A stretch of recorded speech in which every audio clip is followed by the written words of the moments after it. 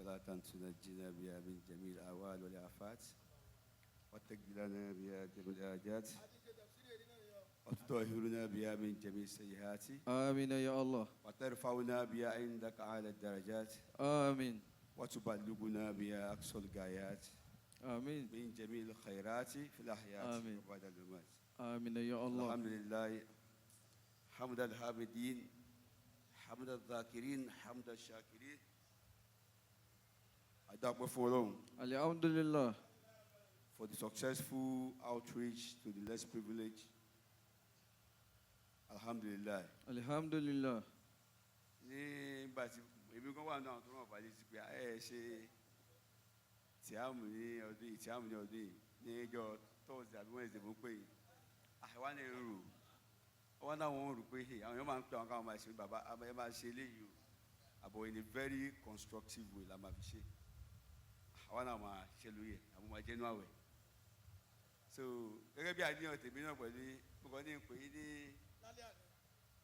àárọ̀ yìí mo pè é yóò wí after 10 àbí tó after 11 bàbá ṣe wà àbí ẹ̀ ń sùn lọ́nà àwa pè ń padà bóyá kí ló ń ṣẹlẹ̀ àwa ń sọ̀rọ̀ wá ní èdè ní ìtì àmú pé ó dà ẹ̀kẹ́mi náà mi ní sùn mọ́ ẹ̀kẹ́mi náà máa bọ̀ wá sí kájọ ṣe nítorí ntẹ́ ń ṣe kò ṣe é dá ṣe lóòótọ́ ẹ̀ ń kówó lẹ̀ àmọ́ ẹ nídìí káwọn èèyàn support pẹ̀lú gèdè pẹ̀lú energy wàláhì táwọn náà bá bá wọn fa báàgì rice and gbélé wọn lọ́wọ́ báyìí àwọn náà gba aládàá ní eré tí mo ń sábò wáyé ní tí mi wọ́n kí mi ní bá pípín yẹn torí tí àwọn náà prepare àti ṣe láìpẹ́ yìí láti ń ṣe gbogbo gbà nínú pé bàtàfà kan afáwà al-Yadal ìlú Mauritania àwọn èèyàn náà bíbọ̀ wá ní ainul kamali ainul jamali kutubi kílọ̀pẹ̀ náà wọ́n ní kutubi jalali kutubil kiram mo fi ilé orin yẹn mo fi kí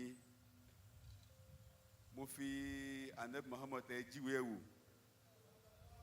mo fi àwọn ẹni Ọlọ́run látòrí ṣe Ibrahim ní àṣẹ jíwé wọn wò àwọn tó mo fi bẹ́ẹ̀ lọ fún yín Ọlọ́run ní jẹ́ wálé sáà ẹ̀ ní ṣubú kẹ má wálé làdúrà tiwa Àmín.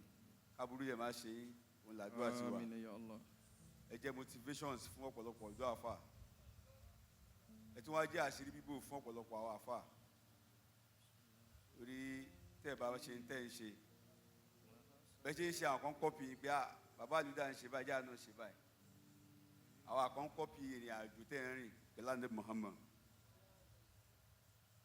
ẹlòmíràn já àwòkọ́ṣe ebú lẹ́lòmíì jẹ́ nínú Islam náà ni àdúgbò ẹbí tọ́lọ́ ń fi yín sí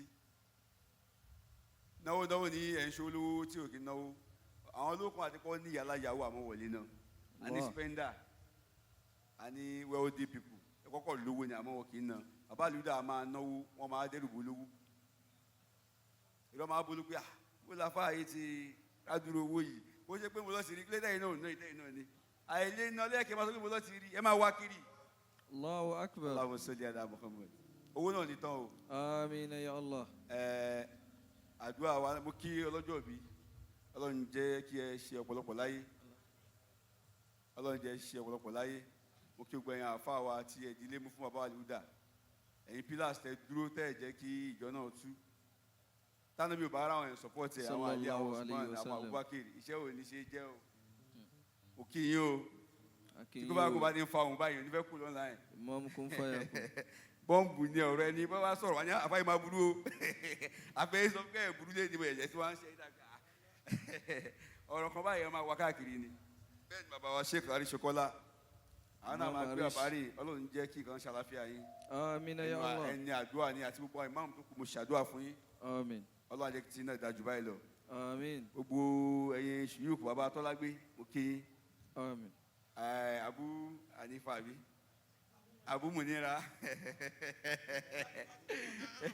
yẹ̀wò Abu náà mo fẹ́ orúkọ tí àfa àdúgbò máa ń pè mo fẹ́ pè kọ́lọ́n jáde pẹ́sà gbogbo ẹ̀yin àfa mi mo kí ẹ̀jọ̀ tó Ọlọ́run má bínú bàbá Tọ́lágbé àwọn ẹ̀gbọ́n mi dáadáa ni wọ́n mo kí ẹ̀rásà oníbàjẹ́ ajábí tún mo kí yín o gbogbo ẹ̀yin alájà mo kí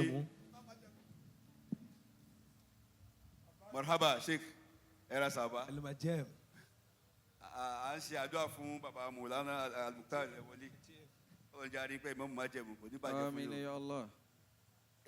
Alhamdulillah Muhammadu Rasulullah. صلى الله عليه وسلم. Àdúrà tí màá ṣe fún bàbá ni pé nínú kọ̀sídà àfa yìí wá ní akik munana fi kamtinana wagifere minna kene ka wagifere kanana bizal imami. Zidu. Àfa yẹn tẹ́ bá gbogbo tó sọ pátá nínú Al-Qur'an ló sì rí. Gbogbo tó sọ nù kọ̀sídà yẹn. Ẹ gbọ́ gbogbo tó sọ pátá nínú Al-Qur'an gbogbo ẹ̀ máa fi ṣe déédéé ọ̀rọ̀ Al-Qur'an. Wọ́n ṣe ń ròyìn ànábì bọ̀. Kò wá sí tó bí kọ̀sídà yẹn wìláyà ni istijaba ni nígbà tó ṣiṣẹ́ dojú ẹ̀ lọ ní gbogbo kan ẹ̀ máa ń wá fún wọn. Ọlọ́run gbogbo táwa náà fẹ́ lérò ń gbà wá nú àwẹ̀ yìí Ọlọ́run kó múṣẹ fún wa o. Ọlọ́run kó jọ gbogbo ẹ̀ṣẹ̀ wa kó bá a parẹ́. آمين يا الله. Ọlọ́run kó wọlé ànábì Muhammad kó ṣe tí gbogbo wa ń fẹ́ fún wa. آمين. Mo bẹ̀ lọ fún bàbá Al-Mukhtar bẹ́ẹ̀ ṣe ń bá lọ yìí Ọlọ́run jẹ́ lùpẹ́. آمين يا Ọlọ́run wa الله. bá fún yín ní Husnul Kitab. آمين. Nígbà tẹ́ bá darúgbó ìgbẹ̀yìn kó dáa. Àwọn ènìyàn Ọlọ́run máa ń bẹ lọ́run kalẹ̀ pé Ọlọ́run jẹ́ gbẹ̀yìn mi ó dáa ni. Wọ́n kì í bẹ ìgbà tó wáyé kú lọ́wọ́ máa ń béèrè pé Ọlọ́run tí n bá fẹ́ kú láyé jẹ́ ó dáa. Ẹ̀rọ Ọlọ́run kan bọ́ sọ́nù láì wá ní ó wá kọ̀ kọ̀ọ̀kan ní àìpẹ́ ní ẹ̀ṣẹ̀ ṣaláìsí ní àwẹ́kọ̀lá. Ó ní tí Ọlọ́run bá ló yá ń sìn ó lóun ṣe tán lórí iṣẹ́ wọ̀ òun dáa. Ó sọ fún. Ọlọ́run bá lóun gbọ́n tó kọ́ ó kọ́ pósìtẹ̀ síbi ẹ̀ńdọ́lọ́ onílárífà. Ó bá kọ́ síbẹ̀ ó ní ọkàn òun balẹ̀ pé tó wáyé pé Ọlọ́run ló yá o. Judgment ẹ̀ wá ló yá òun rẹ̀ dìbò dẹ̀ rẹ́. Ìjọ kejì náà ni ó kọ́ ara rẹ̀ díẹ̀. Ó bá ní ó sọdá. La ilaha illallah. Máa sọ fún tọ̀ pé ara ń sọ fóun náà ni ló ṣe ń sọ pé tí ò bá ń ṣe wùdí Ọlọ́run àbọ̀ Ọlọ́run wà lára kò ní sọ tó sọ yẹn. Ó ti fẹ́ wá sí ló ṣe pé tọ̀ gbogbo àná lọ múra. Gbogbo ta ní ẹja fi ṣètò Ọlọ́run. Allah. Ànábì ní nǹkan mẹ́ta náà ló máa tẹ̀lé wa dé sáré.